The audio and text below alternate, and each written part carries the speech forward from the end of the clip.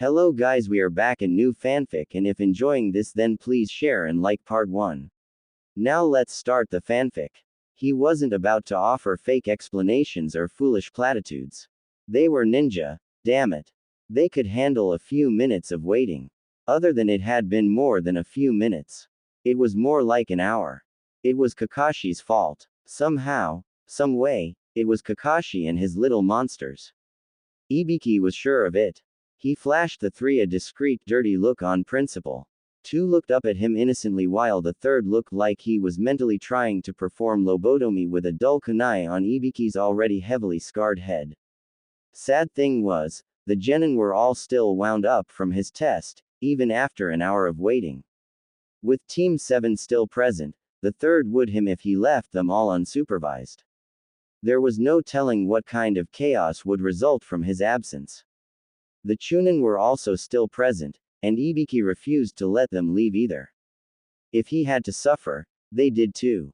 Besides, he, in no way shape or form, would ever admit he had no idea what was going on. It was his damn job to know what was going on. And, he didn't. This had to be the worst day of his career. Kotetsu poofed into the room. The second part of the exam would take place tomorrow. He set a stack of papers on the desk in front of him. Take one as you leave. They have the location and times you are expected to be present for the second exam. After you have a sheet, you are free for the day. Please be aware that any violent behavior towards other ninja or civilians during this period will be an automatic failure and you and your team will be sent home. Kotetsu stood next to Ibiki as a member of each genin team shuffled forward to grab a paper. Naruto leapt right over his desk and was the first to grab one before rocketing out of the room while calling for his teammates in a loud boisterous voice. Team 7 was the first out of the room. None of the higher-ranked ninja reacted, but a few genin grumbled or rolled their eyes at the blonde's wild behavior. Discovering martial arts cinema, it felt like ages before the last of the genin left the room. The Chunin started filing out as well. Ibiki merely gave Kotetsu a look, pinning the poor man to the floor until they were finally left alone in the room. Anko. Kotetsu shifted uneasily. Something came up. I wasn't told the details. She's been held up at T&I. Kotetsu shrugged. I was told to get these forms ready. He gestured to what was left of the stack of papers he'd brought, and inform everyone the next part of the exams would start tomorrow. Ibiki scowled. This was a very unexpected delay. That meant something big had occurred. Ibiki bit back a groan. One day, he's gone one day and everything hits the fan. This was why he never requested time off. All the important stuff happened when he wasn't around to deal with it. Ibiki gave the Chunin a sharp nod before striding solemnly from the room. After all, Ibiki didn't hurry for trifle reasons. Invasion or not, Ibiki had an image to uphold. They were deep enough underground that any noise they made wouldn't really be heard, even if they were yelling. The pipe also had a very complicated paper seal wrapped securely around the end inside of the bunker, thanks to bugging Kakashi. It was to prevent any sound from exiting the pipe but allowed sound from outside to get in. They'd left it that way as a precaution in case someone was wandering around outside. They would quiet down to ensure that no one overheard them or feel any off vibrations if they were an earth elementalist. They'd decided this was their best solution to their concerns about being caught without their masks. Kakashi's warning about the invasion and what it could entail was not something that they took lightly. Without Kakashi always present to check their training field was secure, they came up with an alternate option that still kept Kakashi's rules in place. Ibiki didn't look happy that we didn't immediately start the next exam, remarked Sakura, the small lantern creating heavy shadows on her visage. Usually the second exam begins directly after the first. Sasuke nodded. It's probably because we sent Kabuto to T&I. Wasn't it Anko that was in charge of the second exam?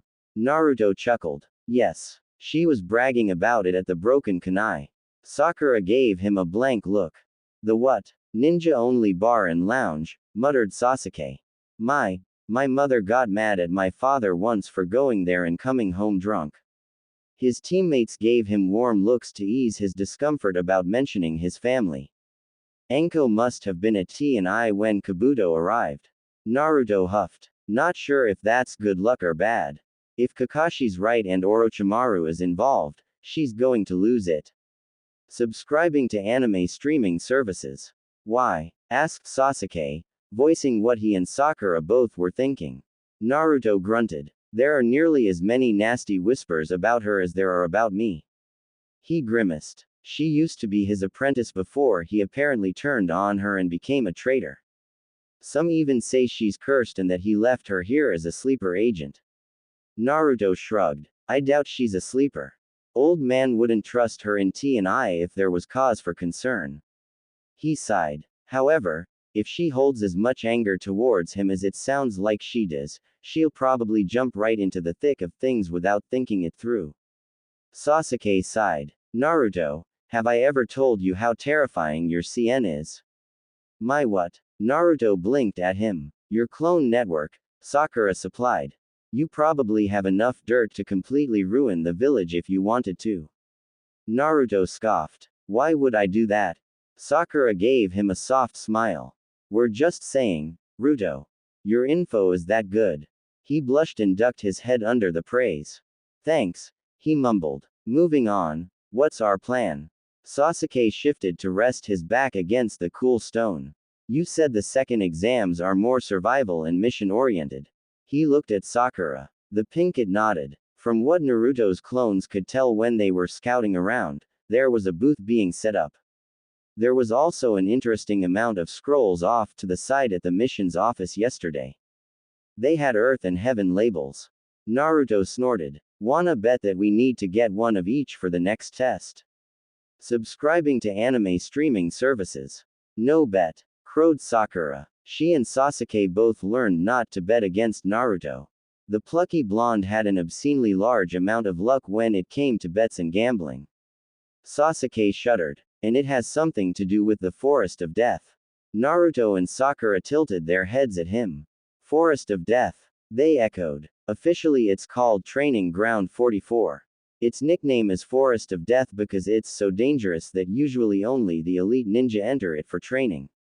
Sasuke scowled. Itachi brought it up to father a few times. Itachi was curious about its potential, and father spoke about the dangerous creatures and plants lurking in it. It's supposed to be very effective for training in hazardous environments. I heard there were even sections of it that were barred from anyone not a Junin. Naruto whistled lowly. That sounds like a pain. Sasuke shrugged, not inclined to speak any more after voicing anything to do with Itachi. Sakura suddenly snapped her fingers. That's it. She beamed at them. There's an old tower located in there. I read up on the different training grounds when we were in the academy. 44 is supposed to have an old guard tower or something in the middle of it. I bet we're supposed to get to the tower.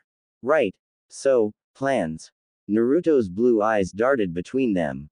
Sasuke shrugged again, still not ready to speak anything aloud. Sakura bit her lip in thought. Honestly, there are too many variables. We could narrow some down, but it would take all night, and we can't afford to miss sleep. If it's actually in the Forest of Death, we will be lacking in undisturbed sleep for quite some time. Sasuke grunted in agreement. Naruto grimaced. Plus, it opens opportunities for people like Snake Face. Sakura groaned. I'd forgotten about that. It would be the perfect time for him to slip in. She rubbed her forehead in irritation. And even if Kabuto had any useful information, he probably wouldn't share it in time for it to make a difference tomorrow. Naruto nodded sagely. Sasuke glared at him for it. Naruto stuck out his tongue. Boys, Sakura said lowly, a hint of warning in her voice. She smiled charmingly when both boys perked up like obedient children. Honestly, Snake Face poses the biggest threat. Her expression became solemn. If he's indeed after Sasuke, the forest gives him plenty of free opportunities for an attack or kidnapping. Considering they can't monitor the entire place, we'd be like sitting ducks. They won't bend the rules for us either, remarked Naruto. It could be considered a form of cheating and could cause a huge amount of problems for the old man if someone found out about it. We'll be on our own. Sakura groaned. This is not fair. When are they? Remarked Naruto, a faint trace of bitterness and melancholy lacing his words. Sakura sighed and leaned into the shorter boy as a silent show of comfort. Sasuke looked away but shifted forward enough that one knee was touching Naruto's and the other Sakura's. Subscribing to anime streaming services. Anko simply snickered. Still not boring. Yosh. I want to partake in this youthful challenge. Boomed a loud voice. Lee popped up out of nowhere with a swoosh, posing, stylishly, with a fist in the air and a wide gleaming grin. And then his eyes landed on Sakura and he gasped, snapping to a bow in front of her. Beautiful maiden, I will protect you until I die. Will you go on a date with me? Sakura facepalmed. It's your fault. I blame you, was written all over her face as she shot Anko and Naruto dark looks. PSH. Bushy brows doesn't stand a chance. Naruto waved a hand flippantly, drawing Lee's attention away from Sakura. Naruto sent Sakura a discreet look as he flashed a grin at Lee, and she gave him a coded hidden gesture of thanks. I protest. I shall win this challenge. If I can't win all, carry me through the forest on your back, commanded Naruto, pointing a finger dramatically. The gathering of Genin's sweat dropped while Sasuke and Sakura shot the blonde incredulous looks. Lee hesitated, not used to someone actually giving him a challenge other than Guy-sensei. Why Yosh, I shall endeavor to carry you through the forest on my back. Tenten spluttered. What? You can't promise something like that. This isn't a co-op mission. She smacked him on the back of the head. Says who? Demanded the blonde, crossing his arms defiantly. He shot Anko a look. You said we just had to get 2 of them scrolls, right? He shrugged. It ain't against the rules. Anko blinked, tilted her head to the side. And laughed. Well, the brat has a point. I didn't actually mention anything about that. She sighed, looking put out. However, if I let that go, the Hokage will have my head because you brats will start an all-out war in there. So, she clapped loudly. Listen up. New rule. Yeah. No, besides trying not to die. She chuckled sinisterly. No teaming up. This exam isn't about Genin teams from the same village ganging up on other teams. Shikamaru shot the blonde a faint dirty look. He hadn't exactly planned on teaming up with anyone, but being denied the useful opportunity didn't make him happy. Naruto tsked. Nah, it ain't like he's helping me get a scroll. He scowled at Anko. He'd just be my ride. It should be fine, right? Anime and manga. Anko sighed. As much as I want to allow that to pass, I can't. Think of something else. Fine. Naruto squinted at the green-clad Genin. After a moment of staring, a slow devious smirk crawled across his face. Got it.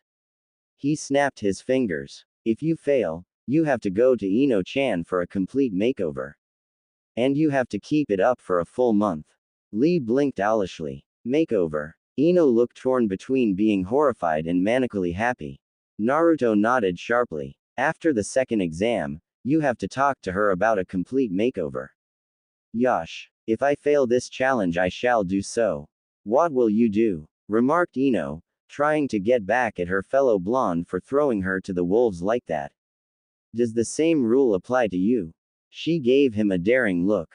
She gave him a triumphant smirk. Perfect. She clapped her hands and strode over to the 2 boys. Since I have to be part of this, that means I will referee. She held up her hand, palm down. Ready. Both boys stepped forward looking ready for battle. Ready. Their fists met under Ino's palm. Ino's lips pursed into a thin line. Jan Ken Pon. She shouted, throwing up her hand. Yosh. Lee's whipped to Ino, tears streaming down his face. It seems I am to be your student. It was clear he was both determined to see his challenge through and was struggling with the idea that he could not mimic his idol for a month. Naruto smugly grinned, hands behind his head. Ino still looked like she wasn't sure whether she wanted to strangle Naruto or thank him for the fashion disaster before her. It had its pros and cons, and she still wasn't decided which one was tilted in her favor. Her eyebrow was twitching dangerously under Lee's continuous onslaught of heaping praises. She wasn't able to process how to handle his overbearing focus, as even Naruto's enthusiasm didn't reach such ridiculous heights. When are we starting the exam? Grumbled a sound Genin. Kin was scowling next to her teammates, arms crossed and unimpressed with the Leaf Shinobi's antics. Anko's hand whipped out and struck true. In her hand was a piece of paper that she'd used to nick the Genin's cheek and draw blood. Now, Lil, cannon fodder, don't be in such a rush to die. Her grin was sadistic as she licked the blood from the frozen Genin's cheek. After all, you still haven't signed my little waiver. I can't have anyone blaming me for your deaths after all. She waved the paper tauntingly. Kin shivered. She stared blankly at the piece of paper that cut her that Anko thrust into her hand. Anatomy. Everybody get your waivers. I want them signed before anyone can even think about entering the forest. Anko gestured to a Chunin with a stack of said papers in hand. And hurry it up. You're taking too long. There were some dirty looks shot at her, but no one dare say a word after what happened to Kin. Uruka breathed in a deep sigh of relief. He'd been gone for several weeks on an important B-rank mission, and he was finally home. He had a nice easy mission now, one right at home. All he had to do was be ready for a summons for the second exam. Better yet, no one had pranked him since his return either. He was headed towards the lounge the Leaf Junin sensei were relaxing. Most of them had come to spend the first day there bragging about their students, even if most of them expected their genin to take a day or more to pass the second round. Uruka had missed the first exam, and was anxious to see who had been entered and who had passed the first round. He glanced at a clock. If he was right, it had already been about an hour or so since the task had begun. The scarred Chunin was pretty sure that meant most of the Junin were still loitering around B Sing. There would probably be some betting pools started as well. He knocked and poked his head into the room.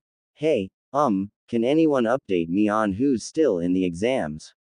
Uruka was a little startled to find most of the Junin shifted as one to stare at one corner of the room. 3 fresh Genin Junin and a few veteran teams were huddled there. It seemed to be the special spot for bragging rights. Uruka was baffled to find his rookie 12, all of whom he taught within the last year, had been entered. Bet you a whole stack of explosive notes that my team gets to the tower before yours, Kakashi said stoically. I mean, I did hear some interesting rumors about a bet one of your students lost to Naruto.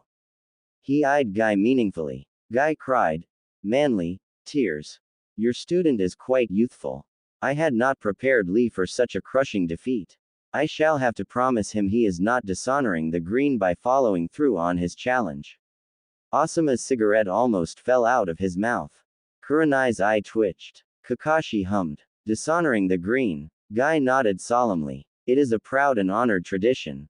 The green has been strong, true, and loyal. I will prepare the shrine. I will ensure that Lee is safe from retribution by honoring the green before he begins his trial. Most of the room leaned away a bit, not entirely sure if Guy was being serious. Kakashi barely suppressed a snicker. Hey, shouted Uruka, having stomped across the room after being so obviously ignored. I was talking to you. Why did you enter fresh graduates? He was, honestly, reasonably concerned. He had taught all of 12 of those genin, and they were his secretly favorite students. He couldn't quite believe any of them had grown into competent genin in such a short time frame. They were, for all intents and purposes, prepubescent kids. He knew it took time for them to break old habits, and this batch had plenty to break. Kakashi peeked over his shoulder at the irate teacher. You say something. Anime and manga. Curse you and your hip and cool attitude. Boomed Guy, fist clenched, despite the fact it wasn't being directed at him. Uruka's jaw dropped. Kurenai and Asuma watched in amusement as the poor Chunin's face started to glow a deep angry red. Began Uruka. Poof. Asterisk. A-ND. Suddenly the Chunin was gone, leaving the Junin staring at the pending storm in the corner that was now sunny and warm. Guy turned to Kakashi with a horrified gaze. What did you do? He pointed an accusing finger that almost took Asuma's eye out. What despicable corners of the earth did you send that poor soul? Kakashi swirled his sake, staring into the small saucer with his other arm slung casually over the back of the couch he was sitting on. He relaxed further into the seat with a hum, left leg comfortably crossed over his right knee. He paused. Out came the patented eye smile, beaming out with vicious intensity that made Kurenai and Asuma blink a few times to ensure their vision was clear. Guy jerked back, clutching at his chest, as if Kakashi had somehow magically thrown a kunai with just a look. There was a beat of absolute silence, Kakashi's invisible but beaming smile lighting up the whole room with its brilliance. Right up until Anko started cackling. Kami-sama, you guys are ers. Someone reached the tower. She started cackling again, only to choke on her spit after realizing what she'd just said. She coughed roughly before recovering, head snapping up with disbelief as every eye on the room trained on her. You can't be serious, remarked Asuma. His cigarette was laying forgotten on the floor, having finally succumbed to gravity after toying with the idea of freedom the past 10 minutes. The tower is a full hour from the gates. They would have to run full bore as soon as the gates were opened. He pointed to a clock on the wall for emphasis. It's barely been an hour and a half. They wouldn't have had time to get a second scroll, let alone navigate unknown dangerous territory. Anko just stared at him a breath before she huffed irritably, leaning back and crossing her arms with something that could but wouldn't, for fear of one's safety, be called a pout. Don't ask me. Bratz should have taken a full day to accomplish the task. She started wondering if she'd made the test too easy. She grimaced. It was made worse by the fact she'd given Ibiki a bunch of crap about how lax his test was if she had to deal with that many genin. Ibiki's payback was gonna be hell. Can't believe that. Uruka continued mid-rant. Uruka-sensei, cheered a very familiar voice. Uruka froze, the brewing clouds of doom behind him fading instantly. A blonde missile launched itself into his gut, nearly sending him sprawling.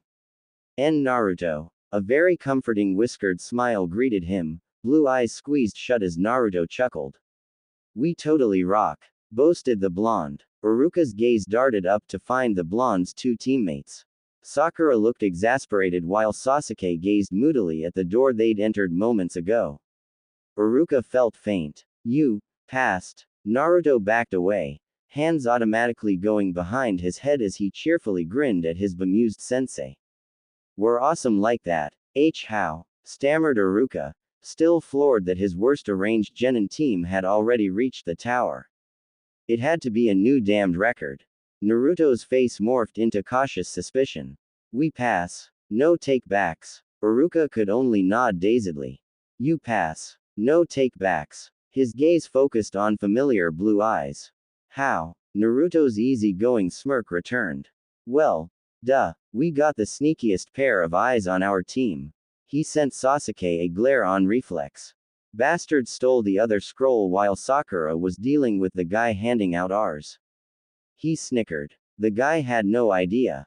Sasuke grunted, but there was a faint twitch of his lips in pride at his handiwork. Uruka stared. How did you? He waved distractedly at the tower. So fast. Naruto sent Sakura a winning smile. Sakura-chan is awesome. She totally read this scroll or something back in the academy and remembered where it was. She even knew the fastest way to get here. Naruto did not mention that the fastest way had been a tunnel they'd used the headhunter jutsu to reach. After all, only Chunin and up were supposed to know that the tunnel even existed. It was once used as an evacuation precaution, but now only was used, very rarely, as a medic evacuation when a Junin went a little overboard training in the Forest of Death. Naruto also, intentionally, failed to mention that the forest was still littered with hundreds of his Kage Bunshin. A good number of them looked exactly like his team, while others were hanged and wandering around. The hanged clones were either causing mischief with other teams or mapping out the forest out of pure curiosity. Uruka didn't notice the subtle shiver of disgust run through Naruto when a squad of said hanged clones got murdered by huge acidic slugs during their conversation. That had been unpleasant. Harder still to keep the horror off his face. Uruka shifted, trying to come to terms with the fact the team he had unhappily expected to fail the hardest and the most until they grew up, was, miraculously, doing the best. Yes, he had faith in them. But they were so much like oil being introduced to fire, he honestly had no idea how they hadn't combusted yet. He waved down the hall. Let's go get you set up with a room. This exam is supposed to take several days, so rooms have been prepared. He had no idea the rooms were only prepared on time due to the foobar that happened with Kabuto's unexpected capture. Anime and manga. Naruto followed, eagerly making excited noises or comments at the right time as Iruka lead them further into the tower. Sasuke and Sakura exchanged worried looks. They'd been crazy lucky with that tunnel. Snake Face probably knew about it too. Luckily, if he was around, he would be too focused above ground to think any genin knew about the tunnel below. All three genin knew that they were playing a dangerous game, and they really hoped that Naruto's clones kept the creep busy so he didn't realize that they were already at the tower and still stupid easy pickings. None of them wanted to deal with that debacle. They already planned to become scarce once Iruka was gone. If none of the other genin realized they were the team that made it first, the safer they would be. That meant the room that Iruka just took them to was going to be home to three hanged clones once they were alone.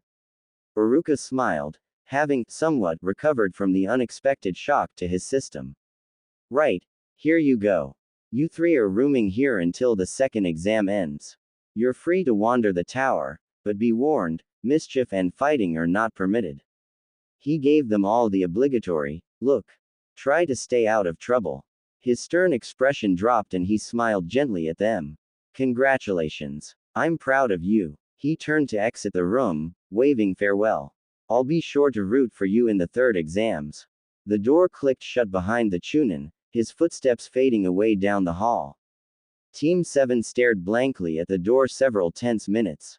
Finally certain the man was gone, they exhaled sharply, wobbly knees finally giving out as the three collapsed into a messy pile in the middle of the room. The henge they had been wearing collapsed, showing three dirt-covered and disheveled preteens. Sakura groaned softly, even knowing they were alone they wouldn't risk being overheard. My arms areing me. I didn't realize the tunnel was so far underground. She winced as her arms shifted and the muscles spasmed. Sasuke grunted. Or that it would be that far to the tower. He hissed when Naruto pressed his weight into his thigh, the muscles screaming in agony. Sorry, murmured the blonde, having been trying to shift so he wasn't sprawled across his teammates' laps. He grimaced. We can't stay here too long. It's not safe. Sasuke and Sakura both nodded but didn't move. 20 minutes, mumbled the pinkett. She shifted so she and Sasuke were back to back, using each other as support. Naruto grunted and moved so his head was resting on their shoulders. 20. He agreed. He barely had the energy to lift his arms and summon another Kage Bunshin. Stand watch. Wake us in 20. And then all three promptly passed out. The clone glared at them enviously, looking just as haggard as Naruto.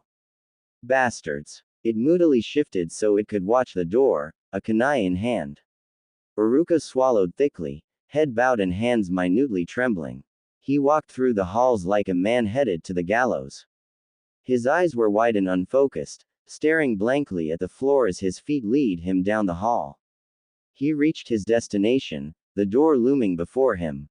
He slowly looked up at it, pale and shaking, as if a demon lay in wait on the other side to devour him. His hand twitched, clenched, and then slowly rose to reach for the knob. He inhaled sharply, pausing. He grimaced, squeezing his eyes tightly closed. He grit his teeth and threw the door open with a bang. He stomped forward with all the resolution he could muster, head high, chest puffed out. Iruka thrust a bottle of sake into Kakashi's hands. Iruka stayed in a semi-bow, his pride screaming at him for his actions. The rest of the room had become dead silent the moment the door had been thrown open. Everyone was watching with bated breath. I apologize for my earlier behavior, began Iruka, his voice tight with tension. I was in error. Iruka snapped upright so sharply he almost nicked Kakashi's nose with his ponytail. Iruka didn't meet the taller Junin's gaze, simply turning about sharply and stomping back out of the room. Dead silence followed in his wake. Guy looked honestly mortified at this point. He had been admittedly taking the mickey out on everyone earlier about sending the poor Chunin to some sort of hellish place. Now, Guy was eyeing his rival with budding distrust. Had his longtime rival gone too far? Had he broken the poor Chunin? Had Enko been incorrect in her assessment? It made a shiver run down the green-clad Junin's spine. Kakashi stared at the door, bottle held lightly in his grasp. Asuma blinked, dark gaze turning to his friend. What the hell did you do? Kakashi had absolutely no idea. Anime and manga. The silver-haired man cleared his throat and raised the bottle. A toast. I smiled. For our genin still in the exams. Which only opened a floodgate for Guy's honorable ways of treating fellow shinobi speech. Kakashi moved around the impassioned green beast, calmly opening the sake bottle and generously pouring sake into the saucers of the Junin with genin still in the exams. Asuma decided he really didn't want to know, and Kurenai was still too flustered with her last encounter with Team 7 to question its Junin instructor, even if she really wanted to pick his brains. The man was a genius. But his behavior was so ridiculous, she had no idea what to take seriously and what to dismiss. It was a frustrating quandary that Asuma had already told her to leave alone, repeatedly. Cheers, Kakashi said with an off-upbeat tone, his own filled saucer raised. Yup, mentally concluded both Kurenai and Asuma as they also silently raised their saucers, not worth the effort. However, when you have a megalomaniac out for your head but you have no idea when they're going to strike, 5 days feels like torture. Really, the genin of Team 7 should be applauded for making it a full 24 hours before they lost their cool and needed an outlet for their stress. They were only genin, and high stakes like an S-rank shinobi being out for your head usually didn't occur until you at least made Chunin or an impressive name for yourself. Team 7 hadn't done either of those.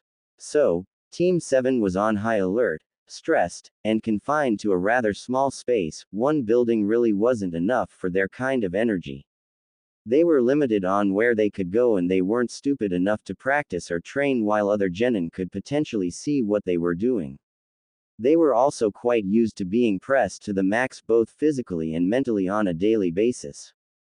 The sitting and waiting was going to end up getting ugly rather soon, and rather than end up accidentally blowing up the whole place, they came up with an alternative.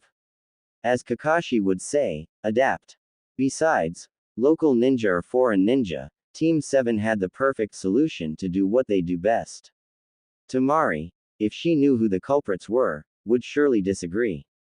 She shook out her uniform and slipped it on, distracted by the fact she and Kankuro had to be in close quarters with Gaara for 4 more days.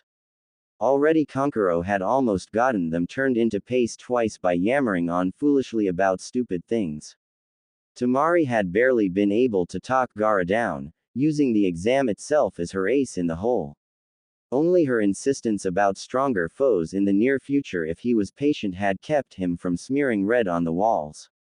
Tamari stepped out from behind the blind she'd set up to change behind, neatly folding it back down to size. What the? Kankuro pointed wildly at her. What did you do to your uniform? Tamari paused, hands aloft to fix her hair into its signature look. Huh, she glanced down. Her arms immediately dropped to cover herself. The entire top front half of her outfit had been cut out, leaving only her mesh armor underneath.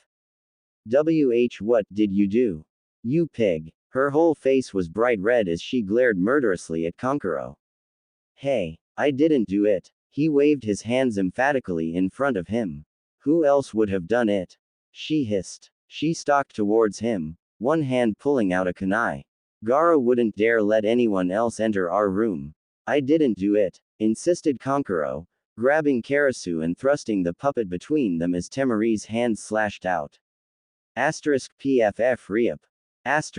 Temari blinked. Kankuro howled in fury. Where the hell is Karasu? In his hands was a dumpy stuffed doll with a henahenamoheji painted on the head under an old yellowed mop. Temari had gutted the large doll and stuffing was pooling all over the floor. Temari eyed the ugly thing before stepping away as her brother ranted about the kinds of torture the culprit would be in for. She glanced down at her outfit with a scowl. If it wasn't Kankuro, who the hell was it? How on earth did they get past Gaara? Kankuro's loud voice could be heard echoing down the hall as another Leaf Chunin led a newly arrived team, the team that Kabuto's team would have decimated, to their room. Instead, the AIM Genin followed obediently to a door that the Chunin moved to open, wisely choosing not to investigate what all the ruckus down the hall was about. This is where you'll be staying for, spoke the Chunin, knob twisting and the door swinging open with a soft creak. Splat. The Chunin and 3 Genin stood in stunned silence. Is this a joke? Asked one of the male AIM Genin, anger leaking into his voice. All 4 were sopping wet, an arsenal of popped balloons littering the floor around them.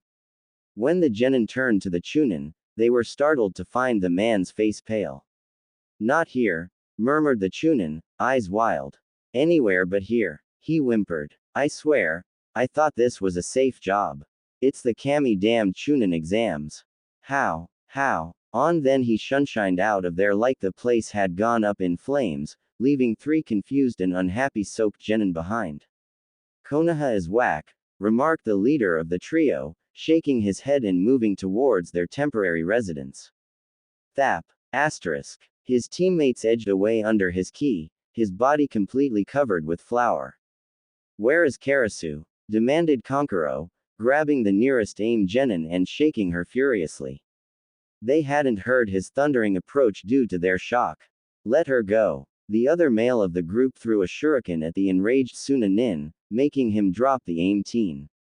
Their leader stepped out into the hall, his ki filling the space in a 5-foot radius. Is this your fault? Kankuro gaped. The fu ck happened to you. Where are the baths? Kankuro pointed. That way. He couldn't help the amused smirk that crossed his lips as he watched the trio moodily walk down the hall. He snickered when they were out of sight. He blanched. Wait, Karasu. Kankuro barreled down the hall, screaming at the top of his lungs. Su. A small mouse scurried away in a staggering fashion. It barely made it into a tiny hole before disappearing in a puff of smoke. Gaara was a little disturbed that the walls unexpectedly started laughing. He was used to the voice in his head. That was normal. But when the walls themselves started snickering, he decided that maybe he should go sit with his siblings. Weird things like that didn't happen when they were around. The redhead abruptly pivoted on his foot and walked right back the way he'd come rather than continue to explore in solitude, completely ignoring the nervous sweat breaking out across his brow. When Kankuro shot past him, blathering on about that stupid puppet and some interesting forms of torture, Gaara hesitated. Kankuro disappeared around the corner he'd just come from.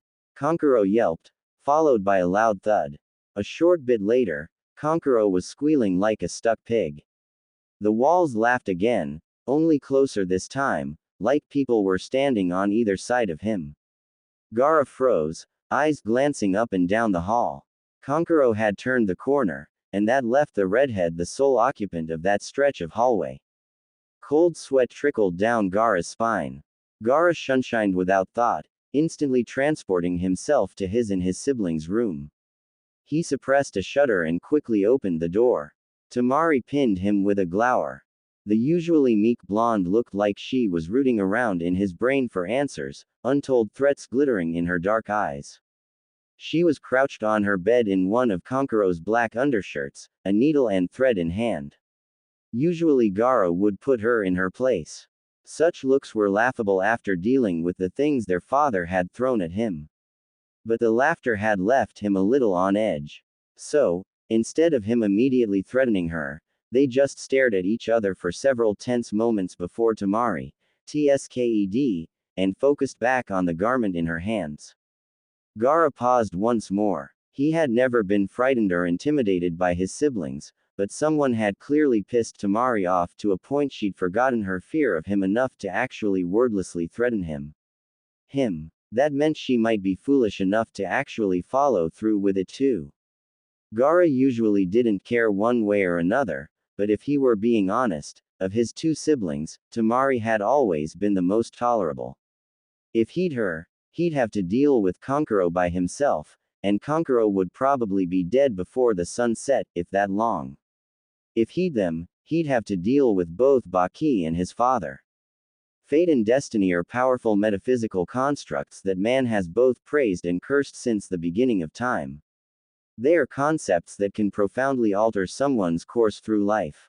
Some will devote their entire lives to these invisible powers, while others do their very best to smash through anything that remotely tries to mimic them in order to deny their hold on them. Either way, believe, don't believe, when great change comes, it begins in the most unassuming fashion. Such profound moments that can alter the course of history can, surprisingly, happen in a single muffled heartbeat. Sasuke, of all people, was the perpetrator for such an instant. Anime and manga, many would scoff, reasonably so, that such a young foolish boy could have such power. But, it would be wise to remember his current circumstances. The adorable genin of Team 7 had been trapped for an oncoming 3 days in a tiny tower and suffering unbearable boredom mixed sourly with paranoid stress. Such settings were always ripe for the birth of chaos, mayhem, or even just little philosophical ponderings that can sway entire nations to stand and fight for just causes and conquer enemies thrice their numbers. Sasuke, at that time, was sitting in a hidden closet-like space 6 feet below the dirt basement floor of the tower. Naruto had, quite irritatingly, chosen said depths so they could all be 6 feet under, and no one would be the wiser. Sasuke would deny to his dying breath he had snorted painfully in amusement in an attempt to stifle his laughter. He also pretended that Sakura's hysterical giggling wasn't making that effort any easier. Moving on, however, back to Neji's most obsessive topic. They'd created this little nook for privacy. It had been working splendidly so far, even if it had only really been 2 days and counting. Still, day 3 it is indeed, and these 3 genin were meeting for another secret powwow. Any sign? Asked Sakura. She's hugging her knees to her chest, green eyes focused on the small little candle burning between them. Meh, not yet. Naruto picked at the dirt with a fingernail. I've just about got a third of the forest mapped. He shuddered. And I really dread the day Kaka-sensei sends us here for training. We're lucky they decided to block some of the more dangerous areas to prevent the majority of the genin in here dying. Speaking of Kaka-sensei, began Sakura. She would never know how those words would be the door in which Sasuke would unintentionally alter the future. Do you think there's a way to convince him to stop reading his perverted books so often? Naruto rolled his eyes. You know he does it as a cover. Well, yeah, but he also has to enjoy them, right? I mean, have you seen his collection? It's got its own shrine. It's even sealed in a fancy glass decorative case so they can't get dusty. The disgust and disbelief were heavy in her voice. Naruto sighed, leaning back against the wall.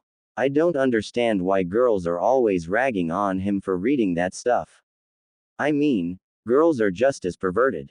Anime and manga. Sasuke shivered as the temperature in the small space suddenly and inexplicably dropped. What? Sakura's voice was deceptively calm. Naruto waved a hand at her nonchalantly, apparently completely missing the glaring warning signs. Sasuke was discreetly trying to sign him to back down, really not wanting to be stuck in a 5-foot by 5-foot room when Sakura goes berserk. Seriously, girls are just as bad. I mean, come on. Just look at the fangirls that stalk Sasuke. Naruto huffed, completely missing Sasuke's imitation of a ghost and Sakura trying to become a darker shade of pink than her hair. They're relentless. I know that some of them were even bold enough to steal some of his underwear. Sasuke did a whole body twinge as he gaped in horror at his blonde teammate. Apparently, this was news to him. You're joking, hissed Sakura, looking a little green herself. Naruto shook his head. Nope. Totally found them outside the Uchiha compound squealing over a pair, passing them around to snuggle and smack. Asterisk. Sasuke was trembling in trauma, his hand slapped across Naruto's mouth in absolute terror. He shook his head silently side to side, unable to verbally command the blonde to never speak of such horrors ever again. Sakura leaned away with a slow, cornered cat-like exhale. So that's what Amy was gloating about that 1 year. She never said, but she wouldn't shut up about it. Naruto carefully peeled Sasuke's hand from his face. Yeah, well, point stands. Girls are just as perverted. They just get away with it 'cause they're girls. Sakura shook her head vehemently. No way. It's totally different. Girls don't go around reading trash like Ika in public. PSH, that's only because there isn't a book geared towards them. I bet, if Ika had a female lead, the women would go nuts over it. Naruto smirked. And you just admitted they would read it, just not in public. Sakura gasped, affronted. I did no such thing. You totally did. Didn't she, Sasuke? Sasuke was still holding himself and shivering, ignoring the conversation completely. That didn't stop Naruto and Sakura from carrying on. They argued for another 5 minutes about the topic before Sasuke finally snapped out of it. Seriously, argued Naruto. If there was a female version of Ika, women all over would be reading it. I bet you would read it. The raven-haired genin scoffed loudly, momentarily distracting the two. If that's the case, why don't you just make one? Sakura and Naruto stared at him blankly for a couple moments before slow smiles started creeping across their faces. As he watched, Sasuke was mortified when said grins became almost manic and a disturbingly familiar glint entered their eyes. It was exactly in that moment when both of his teammates exchanged such predatory grins, Sasuke realized he effed up. Anime and manga. And if it wasn't already obvious, this was exactly when fate and destiny took a nosedive and shattered any sort of preconceived plans they were fostering. So, unbeknownst to the happily ignorant Shinobi nations, 3 genin 6 feet under, were about to decimate the world as they knew it. As the day wore on and eventually faded into night, Sakura and Naruto were hatching the most inconceivable plan a genin had ever had the nerve or guts to try. Despite his misgivings, Sasuke was a member of Team 7. He sat there and helped plan right along with them. Hours passed, notes were made, ideas exchanged, and before sunrise the next day, the rough draft for society's doom was resting innocently in the hands of 3 prepubescent teens stuck in an exam they are scared of dying too young in. Kakashi was completely flummoxed when he started crying in the middle of reading one of his favorite passages of Ika. That he's surrounded by the majority of his fellow Junin in their favorite watering hole wasn't helping matters either. Mind you, it was amusing to watch everyone's faces contort in such bizarre ways because of his inexplicable crying fit. Admittedly, his favorites were the other 3 rookie genin team leaders. Guy looked like he's having a seizure, limbs flying about spastically all over the place. Best part, the green-clad ninja was completely stunned mute. Asuma managed to drop his cigarette in his crotch and not notice for a good 30 seconds. By the time he does notice, his pants were quite literally on fire and he began beating himself in public to put out the flames. Kurenai kept throwing her hands up and screaming, "Kai!" over and over again. Kakashi would be laughing himself sick over it later. For now, Kakashi hammed it up and morphed his face into the perfect example of woe, allowing the falling tears to glisten, just so, in the light. Anko was chortling so hard behind him she almost peed herself. It also sounded like she's choking to death because she's having a hard time breathing. Kakashi briefly wondered if it's possible to die from laughter. Across town, Hiruzen had just pulled out his favorite reading material. He'd gotten a pretty good dent in all the. He paused, glaring at the inbox on his desk to ensure it hadn't magically filled to the overflowing point when he'd almost used the forbidden word. When the stack demurely remained the same size, Hiruzen blessed his luck he'd caught himself in time and returned to the orange book in his hands. A happy grin curled his lips as he began to crack open the book to where he'd left off. Re-P. The old, wizened Hokage stared blankly at the two separate halves of his lovely book divided equally in either hand. One of the Anbu hidden in the room coughed. The small muffled sound was just enough to snap Hiruzen out of his horrified trance. And, to the shock of everyone in that section of town, a wail of absolute despair pierced the air and echoes through the buildings like the cry of a man who'd lost everything precious to him. Everyone who heard it shivered. Before the Anbu could quite conceive what to do with their squalling leader, his ki suddenly flooded the room and nearly brought them to their knees. Eagle, he growled, not even turning around when the eagle Anbu dropped forward to a knee behind him. Spread the word. We prepare for war. We're in red alert. No one goes on patrol alone, and all minor missions are being put on hold. The old man sneered at the destroyed book in his hands. We have received a bad omen indeed. He paused, realizing Eagle was still behind him. Go, he snapped. Books. Eagle dipped his head and disappeared. The other Anbu left behind silently cursed their brethren's luck. He'd been sent on a bogus mission, as they'd already been preparing for war due to the suspected invasion that would occur soon. It meant he didn't have to sit and struggle to breathe through Hiruzen's roiling ki for the next 3 hours. Lucky bastard. Sitting on a roof across the village, Zabuza felt a cold wind crawl down his spine. He paused mid-bite, chopsticks hovering in the air inches from his shark-like teeth. Zabuza? Queried Haku, confused by his master's behavior. It's them, rumbled the bare-chested man, twisting his head just enough to narrow his eyes in the direction he knew the forest of death rests. Haku tilted his head to the side. Team 7, he guessed. Zabuza only got weird when it's Team 7. The older nin could give two shish ts about the rest of the village so far, but if Team 7 was involved, Zabuza got twitchy. Not that Haku blamed him. Haku had developed a tic that he had to force into submission every time he saw a hint of blonde or pink hair, else he'd be filling random villagers and Konoha nin with 7. He had accidentally a few ducks though. He felt a little guilty about that. Those poor ducks. Well, Master Zabuza had enjoyed the roasted duck, so maybe it wasn't all bad. They've done something, said Zabuza, interrupting Haku's thoughts. Don't they always? Asked Haku, a little put out that there usually wasn't a time Team 7 hadn't done something. Zabuza's eyes snapped to teen across from him, internally startled at his minion's cheek. He grinned. Maybe those irritating brats were good for something.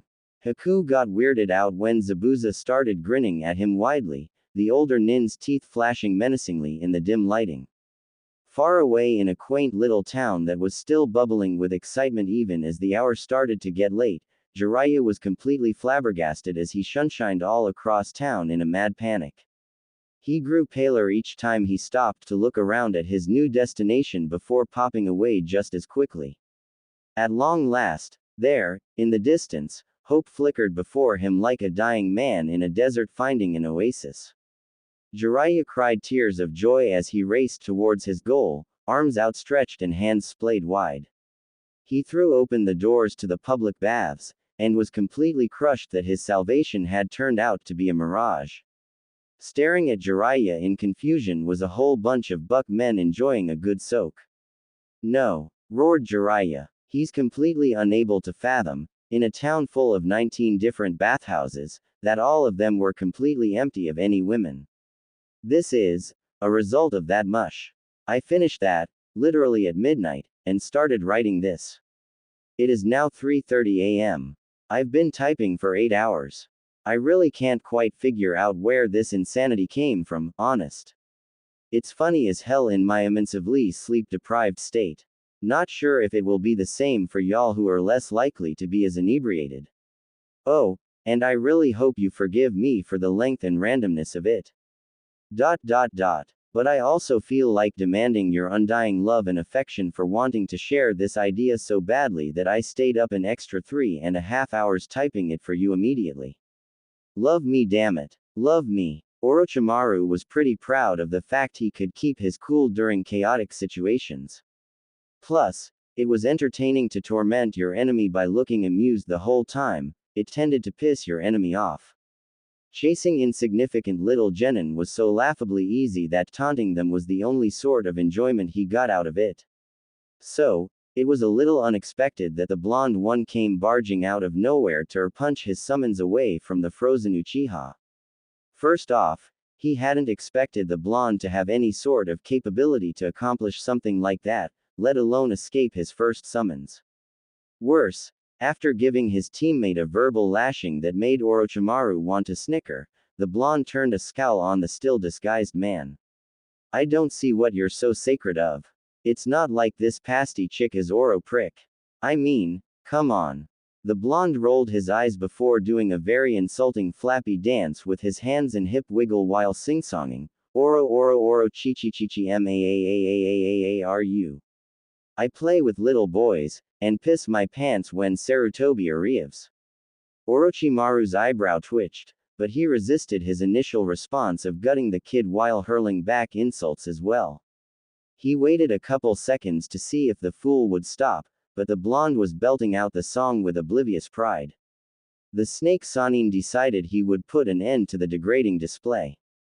Kukuku, funny you should mention that, eh? Oro Oro Oro Chichi Chichi Ma Aru. Continued the blonde, practically screaming the stupid little made-up lyrics. I think I'm the second coming of Kami-sama. And I like to. Shut your trap, you little ingrate. Roared Orochimaru, finally losing patience. He flickered across the gap separating them and shook the brat by his collar. I'm the Orochimaru. Snake Saninen. Faki, droned the little airhead. Orochimaru is supposed to be like, super badass and terrifying. You're some creepy lady with bad skin. The pink-haired one snickered.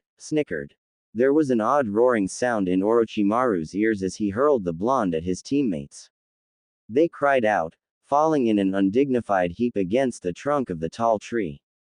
Badass. Badass. I'll show you badass. He crashed through the forest like a tidal wave, crushing the annoying brats to the branch they were on.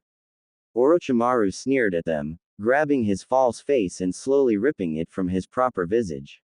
Do you have any idea who you're dealing with? He hissed dangerously. Who you're mocking so thoughtlessly?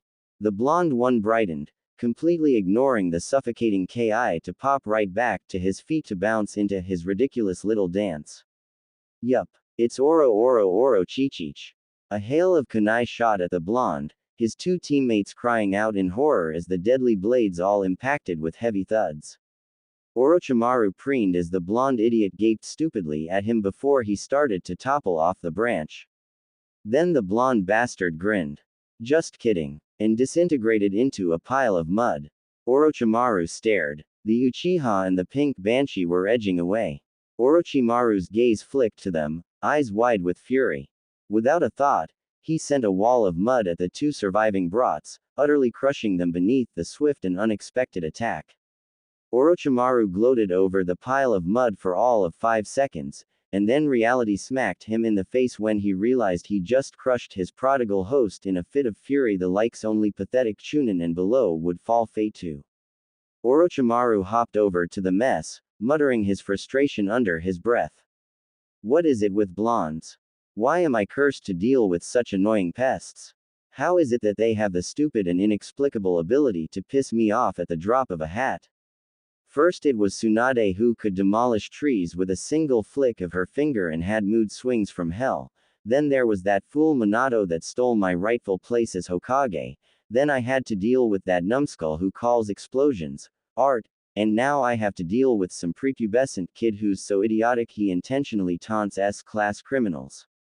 Orochimaru toed the dirt with a frown.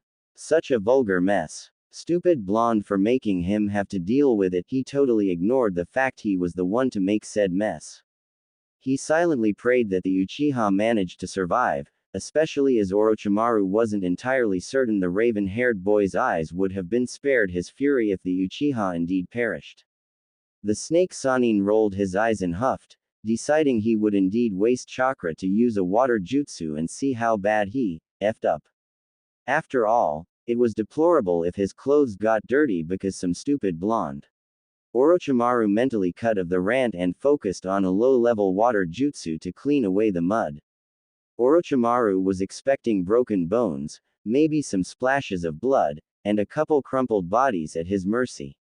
He wasn't expecting to find nothing but the Kami-forsaken tree staring at him without a single genin in sight. "You look pissed," remarked a blithe voice from the side.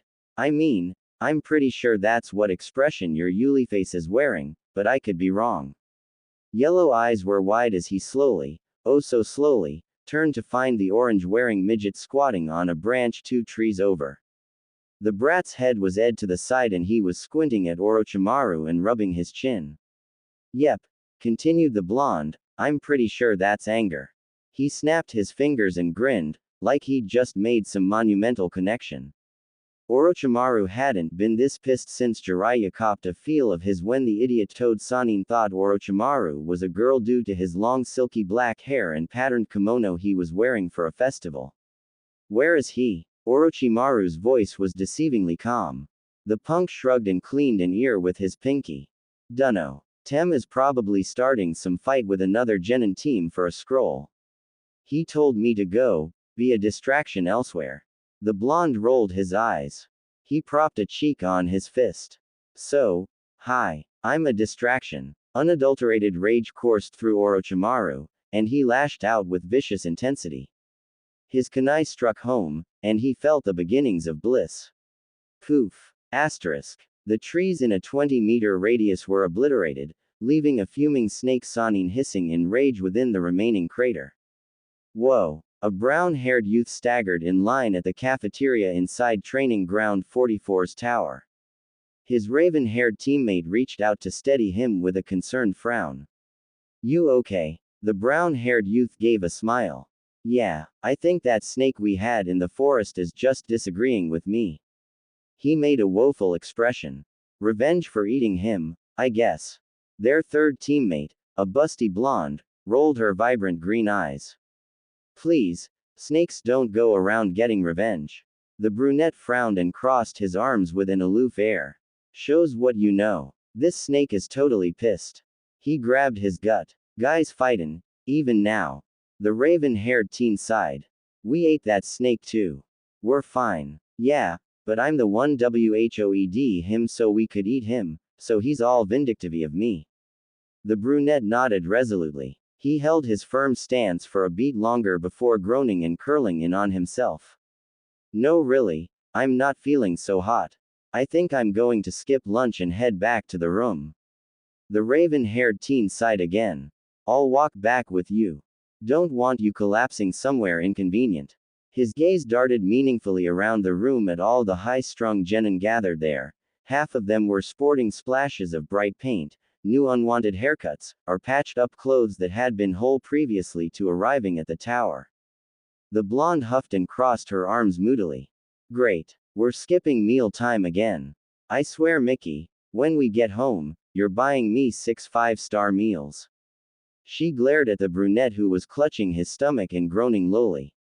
"I'm getting sick of ration bars." The brunette gave her a weak smile.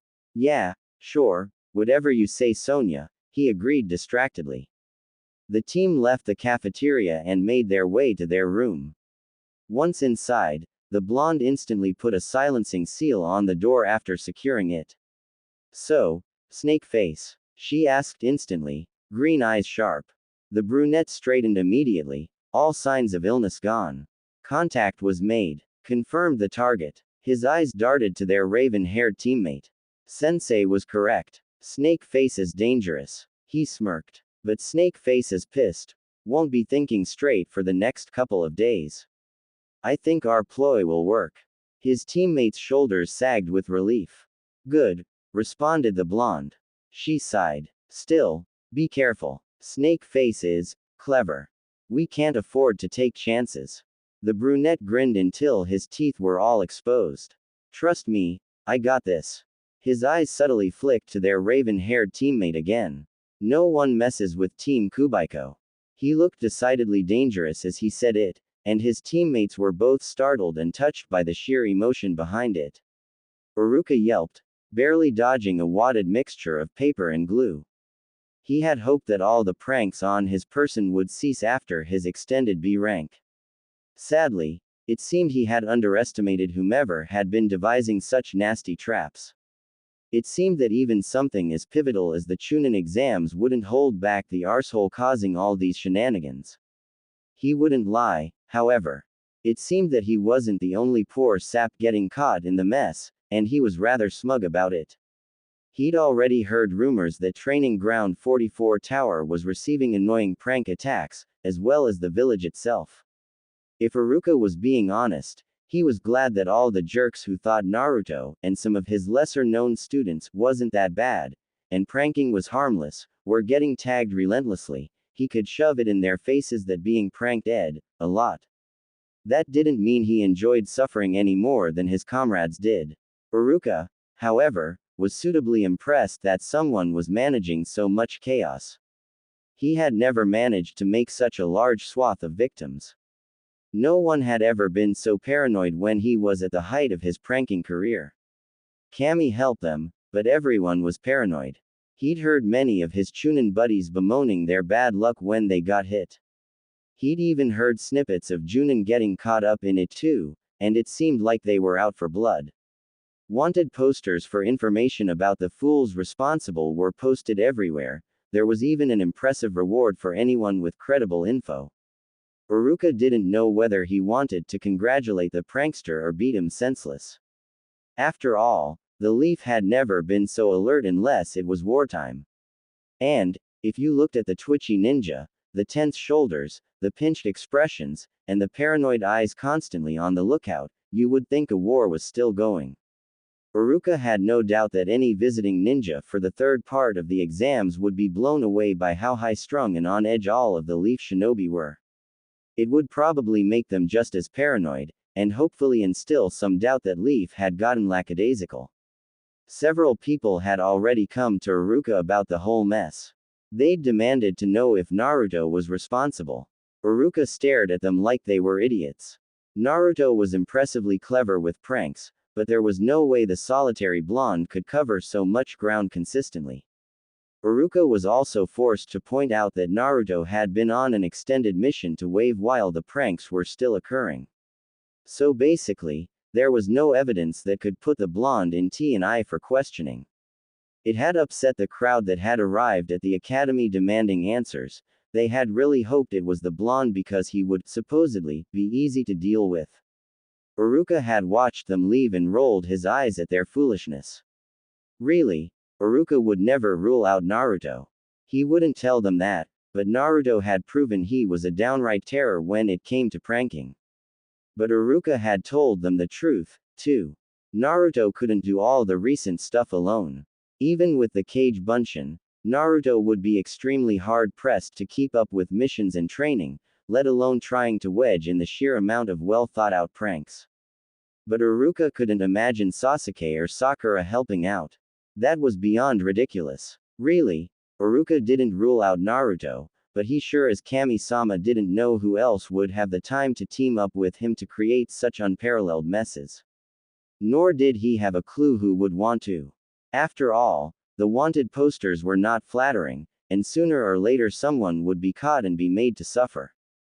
Uruka shuddered, tilting his head to absently dodge a balloon filled with paint. It should also say something that he thought a B rank was a vacation. Gak! Shouted a voice in front of him. Uruka paused to blink at Anko, whose face was covered in fluorescent pink paint. She wiped her face as her eyes shot in his direction.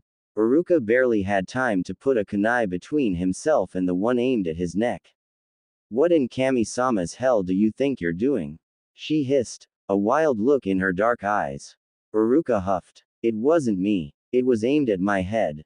I dodged it. He blushed when he realized that, involuntarily, it was partially his fault.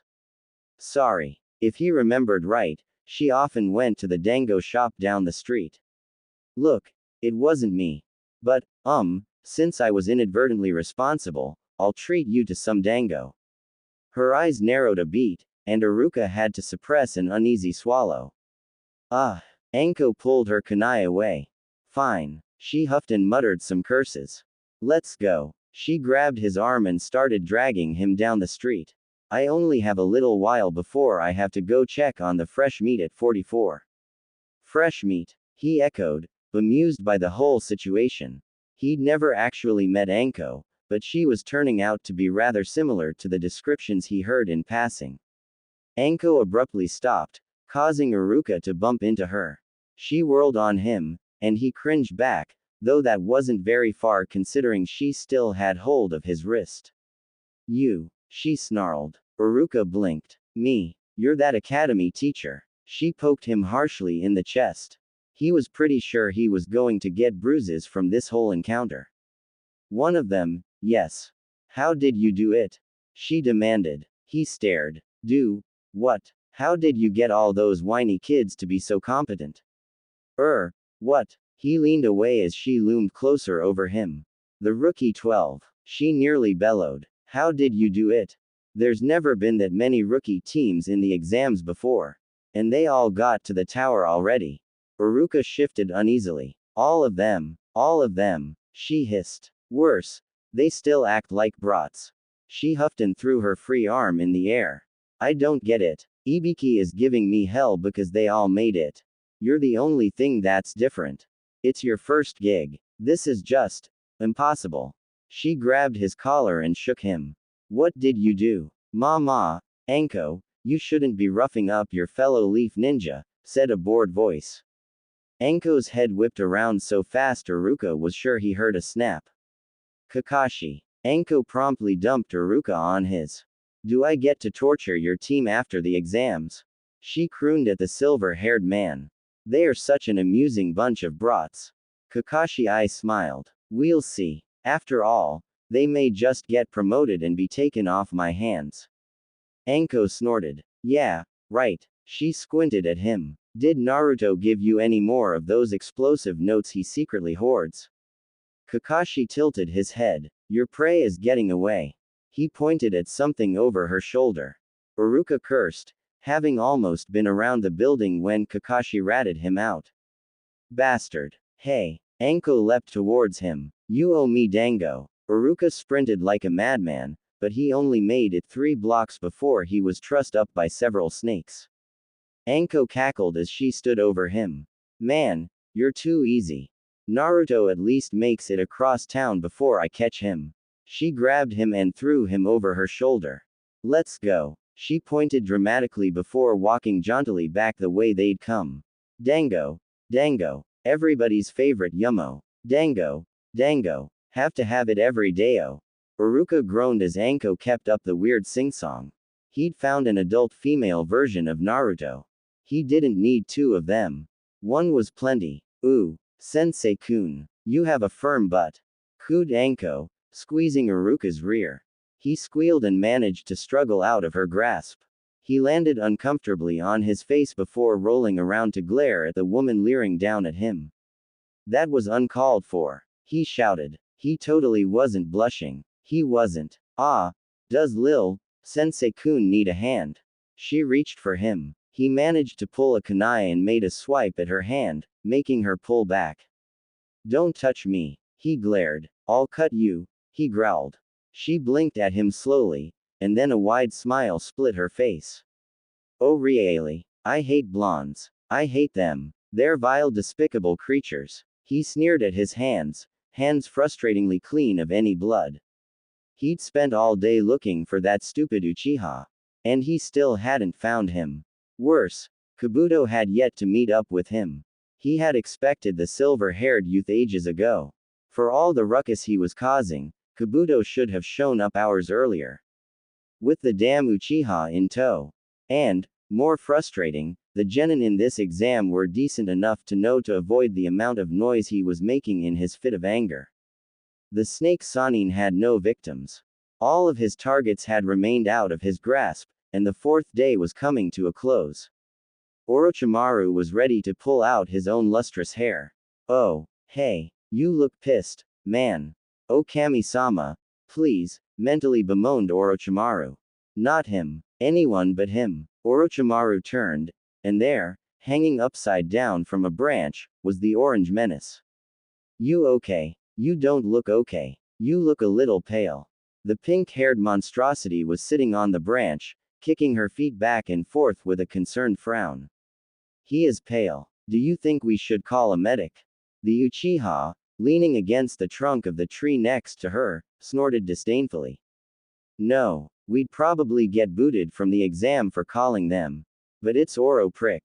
I'm sure they'd want to see him, insisted the blonde. The raven-haired youth smirked. I bet they would. All three genin dodged as a huge snake tried to swallow them whole. Dude, how many times do we have to dodge snakes? Cried the blonde, irritated. I mean, like, we've gotten rid of what, 6 of them? 13, corrected the pink-haired brat. Uchiha snorted. One-trick pony. The blonde laughed uproariously. Pot. Kettle. The Uchiha glared at his teammate. Shut up, Dobi. Orochimaru promptly set the surrounding forest on fire. He counted to 10, waiting to hear the sound of screaming. Poof, poof, poof. More clones. Seriously. How, yo, called a cheerful voice. Orochimaru turned crazed yellow eyes on the silver-haired Junin standing among the trees. You, me, cheered Kakashi. He waved a tiny little red flag in the air and a small puff of confetti fell around him. What kind of insanity was Hiruzen brewing? His ninja were all insane. All of them. Orochimaru was doing everyone a favor by exterminating them. Your fault, roared the snake Sanin. Your fault. Honestly, he was so pissed he couldn't properly articulate anymore. Kakashi tilted his head to the side. My fault, he said in mock-hurt tones. Why? I have no idea what you're talking about. Them, hissed Orochimaru. He hated them all. He started flying through hand seals. Oh, Kakashi I smiled at him. Just an FYI, the third is on his way. The silver-haired man waved a hand airily. Orochimaru finished the hand signs, sending a roaring ball of fire at Kakashi's hunched figure. He snarled and disappeared. He really didn't want to face Hiruzen yet, even if he was itching for a fight after all the lack of blood and screams in the past day of active hunting. Kakashi substituted himself with a log, cheerfully smiling in the direction Orochimaru had disappeared. Just kidding, mumbled Kakashi, before dispelling in a puff of smoke. Kakashi blinked, assimilating his clone's memories swiftly. He smirked. Well, that academy teacher certainly had good timing.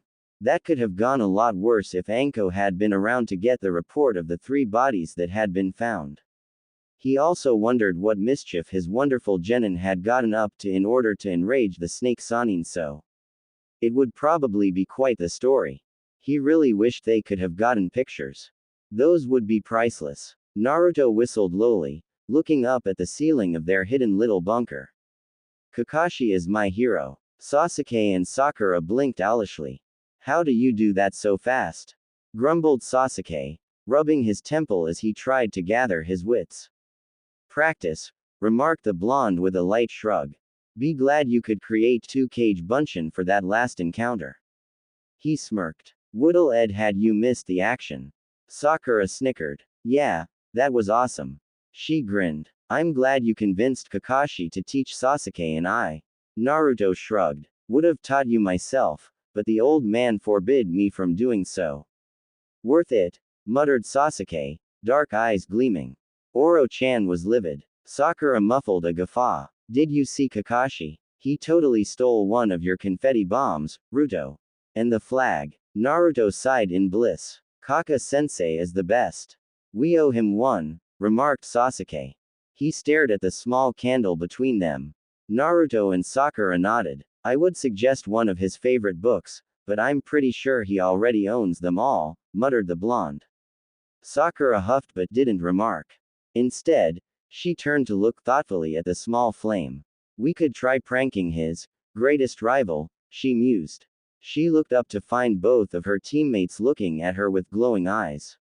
Sakura, began Sasuke. Have we told you today how amazing you are? Finished Naruto. Sakura blinked a few times before a blush crawled up her neck. She cleared her throat and crossed her arms with a huff, attempting to look imperious. Not today, no. Both boys grinned ruthlessly. You're amazing, they both said at the same time. Sakura held her authoritative pose for 2 extra seconds before she turned and grinned ruthlessly with them. So, what's the plan? I don't think Guy is as clueless as he pretends to be. Misdirection, declared Naruto. With Guy, it's all about misdirection. Guy sneezed so hard he knocked himself off balance from his handstand and crashed into Sume. Oi, watch it. The feral woman booted green-clad man off her.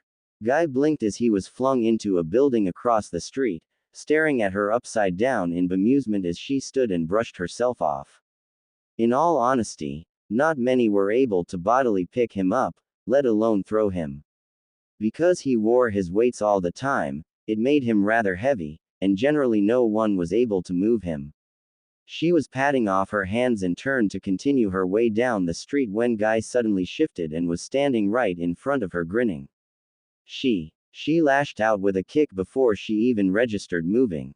Guy was sent flying into the opposite building. What the hell is wrong with you? Bellowed Sume. She glared at him. Don't go leaping in people's faces like that.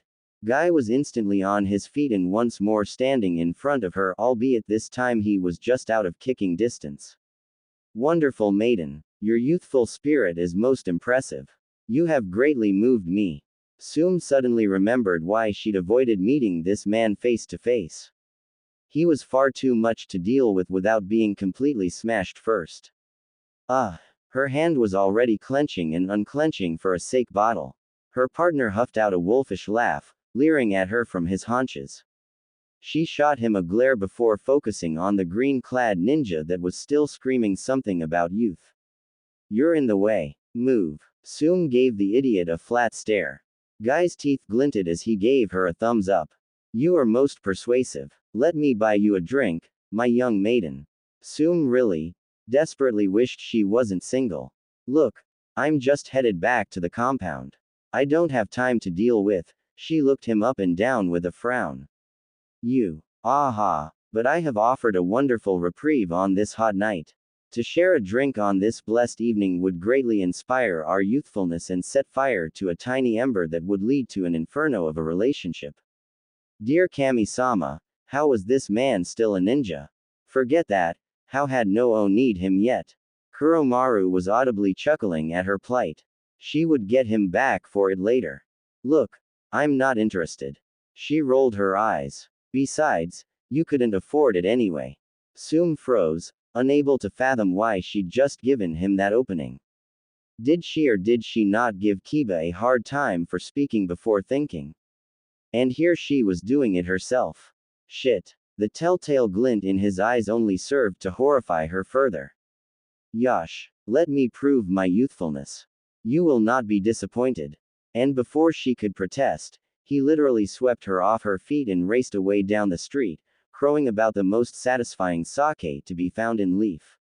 She could hear Kuromaru's howls of laughter, even as Guy carried her further and further away to her doom. She instantly made it her mission to drink so much she would forget that night, no, the entire day. All of it. Temari's eyebrow was twitching spastically. She'd knocked Kankuro out about an hour ago. He'd almost gotten themed 16 times in the previous 2 hours alone, and she really was sick of it. Gaara sat on the bed across from her, pale green eyes staring at her unblinkingly. She'd spent the last 2 days telling Gaara stories. She hadn't slept either of those days. She still couldn't quite fathom how the hell she'd gotten stuck in such an awkward position, but her very life depended on it, so, yeah. She'd already told all of the children's stories from sans she could remember. She'd made sure to beef up the gore and confrontation in the stories to keep her redhead brother interested. She'd told him as many other children's stories from other nations as she could recall as well. Hell, she'd made up several tall tales, too. She'd gotten desperate and started talking about famous battles from history that she could reasonably repeat. Even still, it was inevitable that she ran out of things to talk about. Kankuro had tried filling the silence, but that had nearly them both more than Temari felt comfortable admitting to. So, Kankuro was unconscious, a nice-sized lump on his head, and Gaara was looking at her expectantly with that expressionless face of his. It was karma. She had no way to prove it, but somehow, all of the bad karma that her brothers built up was coming back to bite her in the butt. It had to be her brothers. After all, Tamari didn't think she'd been so obnoxious that she had earned all this bad luck. Compared to her brothers, she was a downright saint. You have been too quiet, Gaara finally said, his monotone voice still full of unspoken threat. If it didn't cause Shukaku to be unleashed, she would have knocked Gaara out yesterday. I've told you all the stories I could remember, she grit out, clenching her fists to restrain herself from bludgeoning the redhead. He tilted his head to the side. You have not explained what these useless attacks that are plaguing everyone in the tower are. Tamari felt her temper flare to even greater heights. The pranks were an all-out nightmare, icing on the already bad karma-infused cake she'd been force-fed. They're pranks, she growled. She'd already had to mourn the loss of her favorite outfit. It had suffered too many paint attacks, and there were so many patch jobs, it was a lost cause. Gaara didn't even blink. Pranks. Tamari knew he was clueless. Despite the fact he had no idea what she was talking about, Gaara never asked about anything. He told you what he expected without ever actually requesting. It was infuriating to deal with when he was in a mood and had a handful of questions he never actually asked. She had to do mental gymnastics to figure out what he wanted. She was mortified she was getting to be an expert at it at this rate. Pranks are harmless traps and gags that people play on each other to get a rise out of them. Usually the aim is to startle or embarrass the person being pranked. Gaara stared. They do not or harm. They aren't supposed to. They are meant to make the person pulling the prank, and observers, laugh. Tamari's migraine was unrelenting. The pills she'd taken earlier had been useless. That is pointless. Tamari couldn't suppress her derisive snort. Are they? Whoever has the balls to be pulling these pranks has all of us on our toes. We're all paranoid, and worse, we still haven't caught the punks pulling them. She snarled, mentally listing the ways she would torture and maim her tormentors. They're making it impossible to not notice them. They're playing us like puppets. Gaara blinked. The motion was subtle, but it alarmed Tamari immensely. Gaara never blinked, not unless something horrifying had occurred to him. Shit. What did she say? What had she said that would get that kind of reaction? Gaara shifted his attention to the wall, clearly dismissing her. Ino did a double take before pointing an accusing finger at Sakura, who had been standing nonchalantly beside her for the past 3.42 minutes. When did you get here? Anime and manga. It was subtle, but Shikamaru twitched when he turned to find Team 7 standing next to them. Team 7 hadn't been in the tower at all during their stay there. His gaze flicked down along the rest of the Chunin hopefuls and found all the faces he'd seen just this morning at the Chow Hall. Troublesome, he muttered, irritated that Team 7 was forcing his thoughts to churn in order to figure out when the hell they'd gotten there. Sakura rolled her eyes and gave Ino a flat look. I've been here. No, you weren't. You didn't even show up at the tower today. Sakura sighed and rubbed her forehead, as if she couldn't believe her fellow genin was this dense. We arrived just before the deadline. We didn't have time to be shown to a room. As if to prove this point, Team 7 was covered in 3 days' worth of grime and looked a bit roughed up.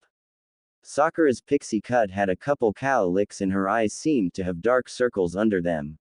Sasuke was a bit scratched up and one of his sleeves was torn off at the shoulder.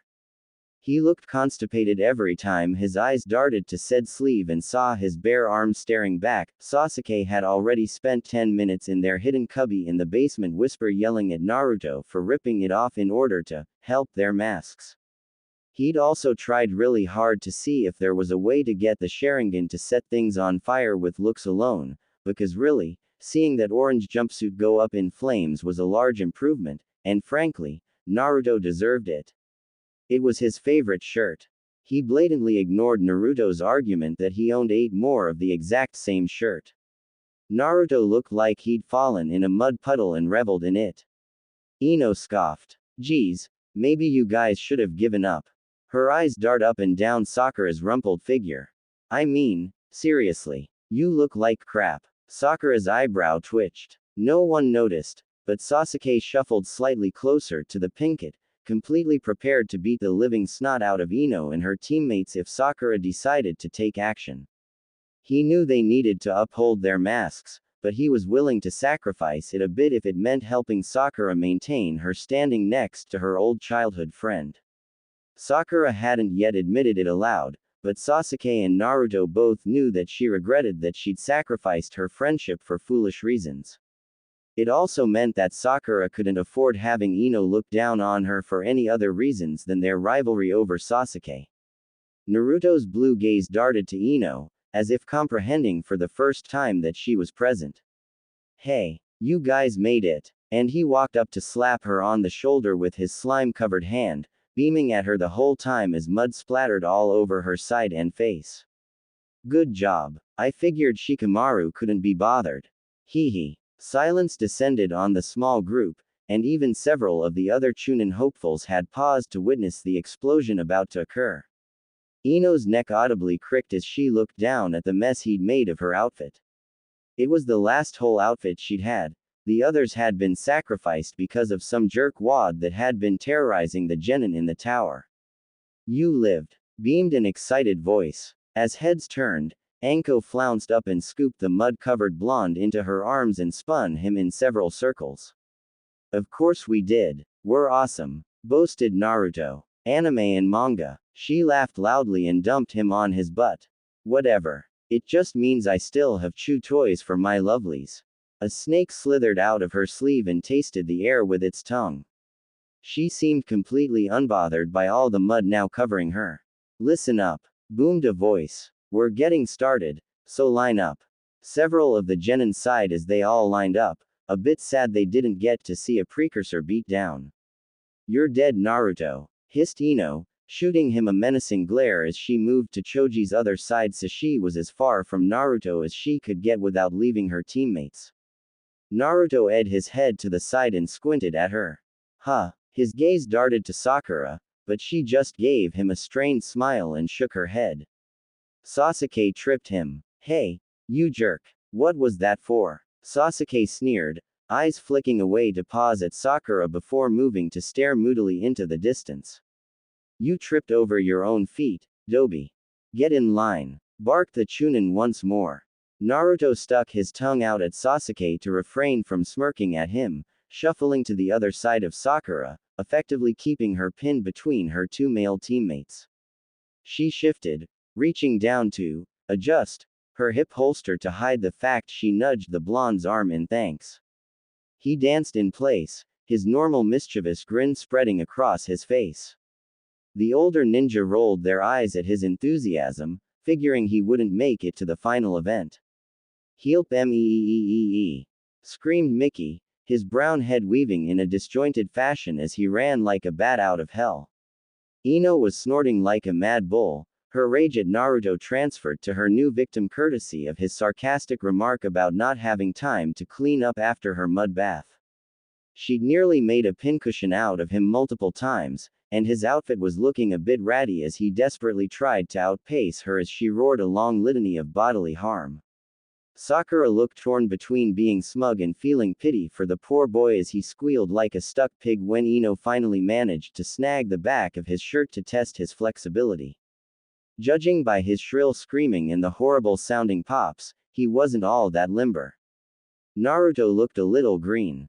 He leaned a little closer to Shikamaru to whisper to him. Is she always that violent? He flinched when a resounding crack filled the air and Mickey went limp due to passing out from the pain. Shikamaru shifted slightly, the only sign of his unease. Troublesome. That's not an answer, hissed Naruto, going pale when Ino marched back towards her teammates with a self-satisfied look. When she saw Naruto gaping at her, she gave him a predatory grin. He swallowed shakily and pretended to be interested in what the ninja in charge was saying. He gave Sakura a vague nod when she flicked his hand, indicating that Mickey had been replaced with one of the unconscious genin he'd found in the forest so that the medic nin wouldn't flip when Mickey turned out to be a mud clone. Naruto scoffed, crossing his arms over his chest. Please, I'm totally boss with animals. Anime and manga. Kiba laughed. Yeah right. Come on Akamaru, we're gonna nail him to the wall. Naruto smirked and pulled out a scroll. With a quick release of chakra, the blonde was now holding a very large platter of steaks in his hand. What do ya say, Akamaru? Wanna sit this one out?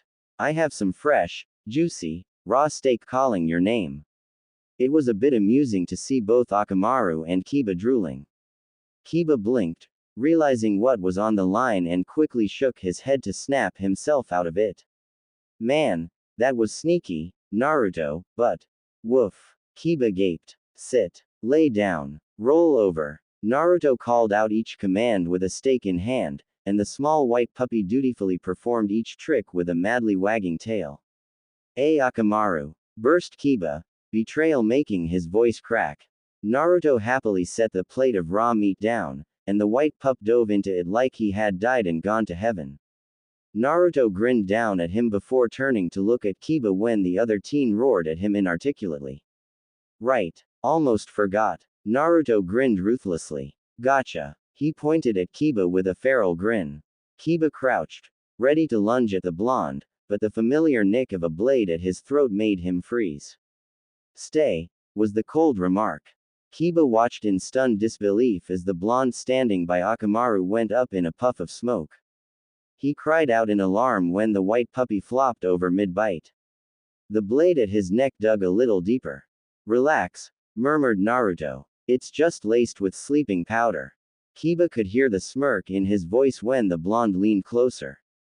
But, if you're worried, be a good pup and stand still. You can check on him in just a sec. Unseen, the blonde gave the proctor a look, vaguely gesturing at the frozen Inuzuka at his mercy. Winner, Uzumaki Naruto, intoned the proctor, internally stunned the blonde's ploy had worked so well. Naruto removed his blade and shoved the Inuzuka towards his partner. Boom, baby, who rocks? This guy. Naruto bounced away like an idiot, shuffling around in an awkward dance-hopping thing. Sakura groaned loudly. Just when I thought maybe you were growing up, complained the pinkett. Sasuke didn't look like he'd looked away from whatever invisible spot on the wall he'd been staring at. Shikamaru's expression was pained. He'd been hoping that Team 7 was the same as ever, but he couldn't quite shake the fact that Naruto had so easily defeated Kiba. There were some well-thought-out pieces to that whole scene, and he was unsure if the blonde really had the wit or nerve to pull it off as smoothly as he had. Plus, some of their body language was weird, stiff in ways that didn't make sense. All in all, they were forcing him to be inclined to looking into things more deeply, but he was trying to stubbornly raise all of his defenses to ignore the gnawing need to know, hounding him into action. Troublesome. Begin, shouted the proctor, leaping away immediately when he felt the ki swamp the arena. Die, roared Tamari, a vicious glint lighting her eyes as she flung her fan open and mercilessly blasted off a train of wind attacks that decimated the arena and kicked up a ton of dust. Die, die, die, die.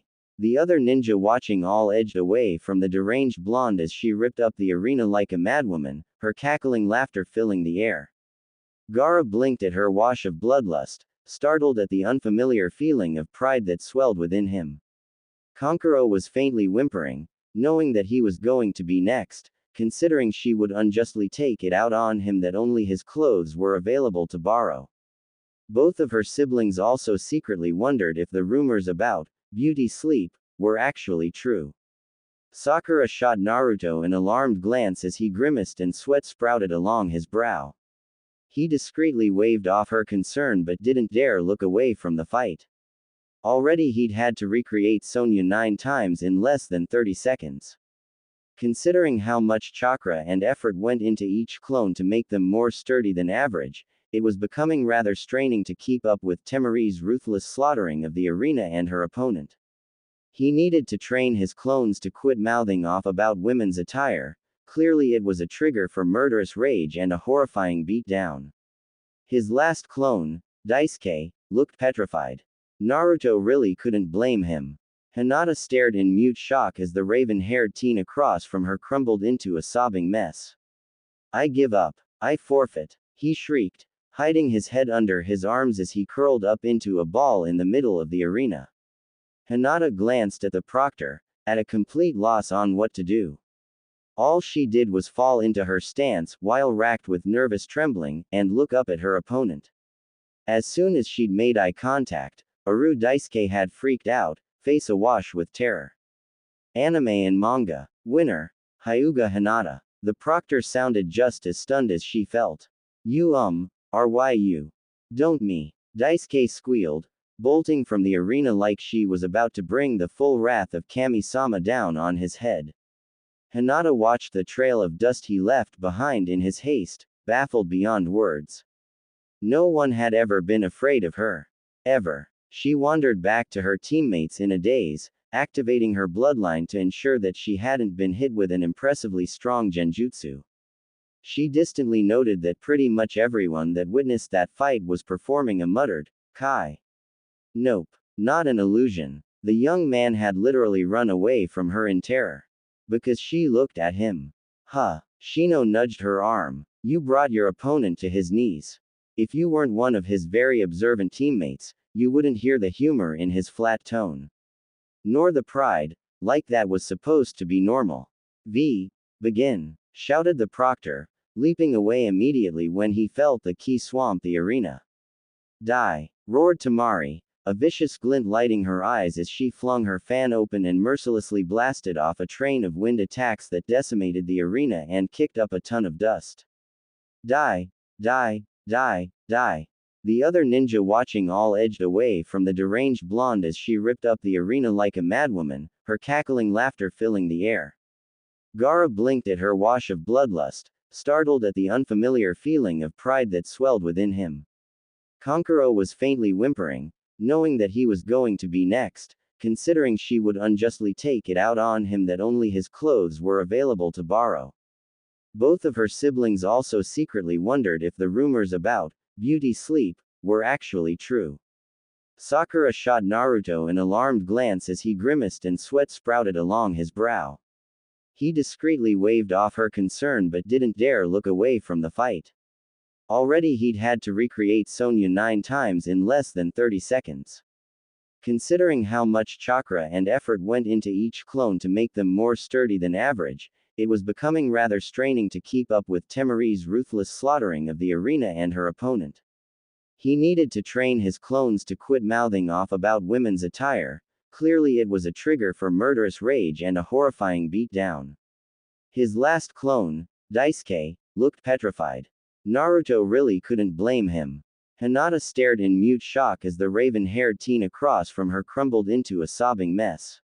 I give up. I forfeit. He shrieked, hiding his head under his arms as he curled up into a ball in the middle of the arena. Hinata glanced at the proctor, at a complete loss on what to do. All she did was fall into her stance, while racked with nervous trembling, and look up at her opponent. As soon as she'd made eye contact, Aru Daisuke had freaked out, face awash with terror. Anime and manga. Winner. Hyuga Hinata. The proctor sounded just as stunned as she felt. You. Don't me. Daisuke squealed, bolting from the arena like she was about to bring the full wrath of Kami-sama down on his head. Hinata watched the trail of dust he left behind in his haste, baffled beyond words. No one had ever been afraid of her.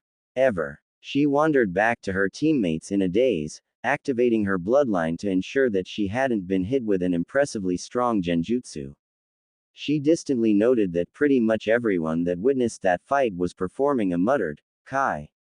Nope. Not an illusion. The young man had literally run away from her in terror. Because she looked at him. Huh. Shino nudged her arm. You brought your opponent to his knees. If you weren't one of his very observant teammates, you wouldn't hear the humor in his flat tone. Nor the pride, like that was supposed to be normal. Listen, fruitcake. Be a good little boy and just forfeit. You leaf ninner whack jobs, and I want to get out of here as soon as possible. Kin was eyeing her surroundings warily. She'd had enough of this place. Between the pranks, the bizarre ninja and their insane behavior, she was oddly relieved that she came from sound, and considering the crap she had to put up with there, that was saying something. Neji's lips thinned as he slid gracefully into his stance. You shouldn't speak so callously. You should be more aware how your fate foretells your future, as your fate is already sealed. You were fated to lose as soon as you became my opponent. You should. The hell is wrong with you people? Blurted Kin, pulling at her hair in sheer exasperation. Fate? Are you freaking serious? You're all crazy. She pointed angrily at Neji and snarled at the proctor. Give me a different one. This one's defective. The proctor snorted, trying to suppress his laughter. Kin barely dodged Neji's first enraged attack. Hey, watch it, fruitcake. Grown-ups were talking. Neji's world went red. Kin left the arena in a stretcher, still mumbling about Leaf, crazy ninja, and stupid fruitcakes obsessed with fate. Sakura-chan, whined Naruto, kicking his feet in petulant irritation. I'm bored. Sakura's expression became pinched as she seemed to internally count to 10.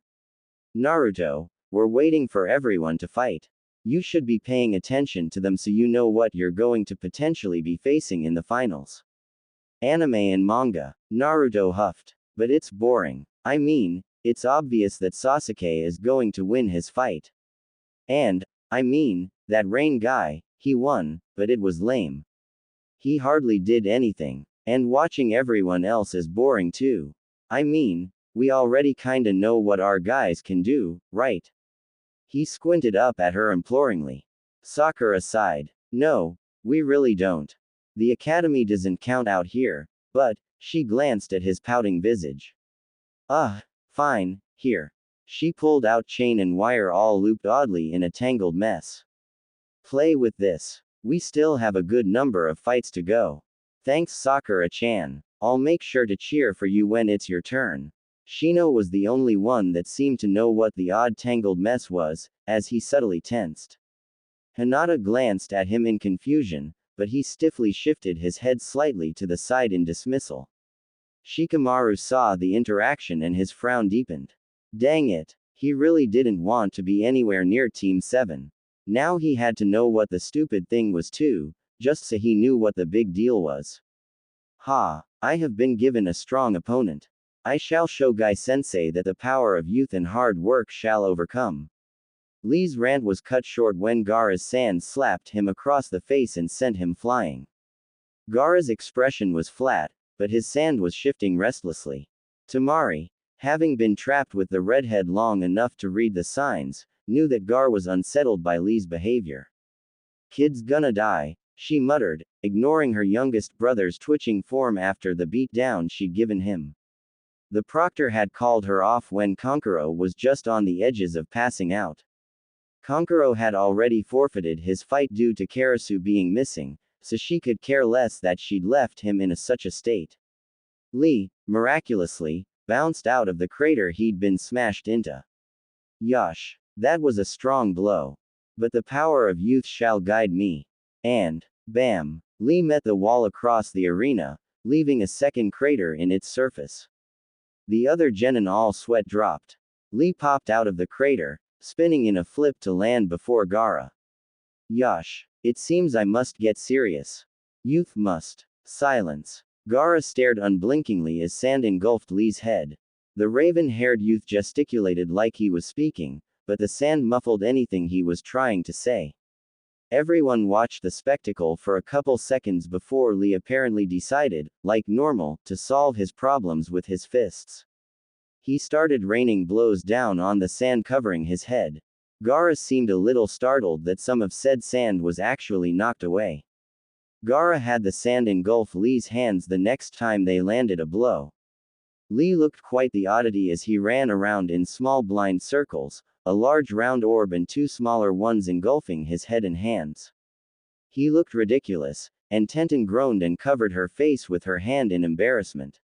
Lee, deciding his options were limited, came up with the brilliant plan to use his head. Unfortunate.